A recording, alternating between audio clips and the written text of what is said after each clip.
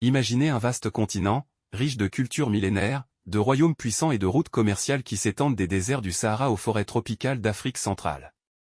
C'est l'Afrique du 19e siècle. Mais derrière ce tableau de prospérité se cache un autre monde, un monde où la lutte pour l'indépendance, la diplomatie et la résilience vont redéfinir l'avenir du continent. Les relations internationales de l'Afrique à cette époque sont marquées par des moments de grande tension et de transformation.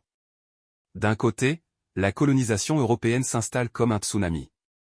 De l'autre, des sociétés africaines, à l'image des vagues qui frappent le rivage, résistent, négocient, et adaptent leur stratégie pour préserver leur identité.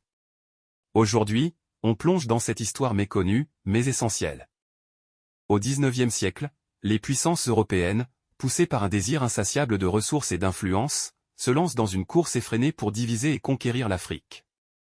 Ce n'est pas juste une aventure commerciale, c'est un bouleversement mondial. Lors de la conférence de Berlin en 1884, les grandes puissances européennes, sans la moindre consultation des Africains, dessinent de nouvelles frontières. Un acte d'autorité, qui façonne l'Afrique moderne. Ce moment est souvent comparé à une partie de poker, où les joueurs négocient en se servant des autres comme des pions. Mais l'Afrique n'est pas une terre sans voix. Loin de là. À travers le continent, des royaumes comme le Dahomey, le royaume Zoulou, ou encore l'Empire du Mali résistent, non seulement par la force, mais aussi par la diplomatie. Prenez Ménelik II, empereur d'Éthiopie. Face aux ambitions impérialistes des Italiens, il ne se contente pas de se défendre avec ses armées. Ménelik navigue habilement à travers les relations internationales, obtenant des armes modernes et renforçant son réseau d'alliances, pour finalement infliger une défaite cuisante à l'Italie à la bataille d'Adwa en 1896. Un symbole puissant de la résilience africaine. De même, les dirigeants africains savent qu'en politique, tout n'est pas question de force brute. Ils utilisent des techniques diplomatiques sophistiquées, tissant des alliances, utilisant le commerce comme levier, et parfois même se soumettant à des accords qui, bien qu'inéquitables, leur permettent de préserver une part de leur autonomie. Bien sûr, malgré ces tentatives héroïques de résistance et de diplomatie, la colonisation s'impose. En 1914, quasiment toute l'Afrique est sous domination européenne. Mais ce n'est pas la fin de l'histoire.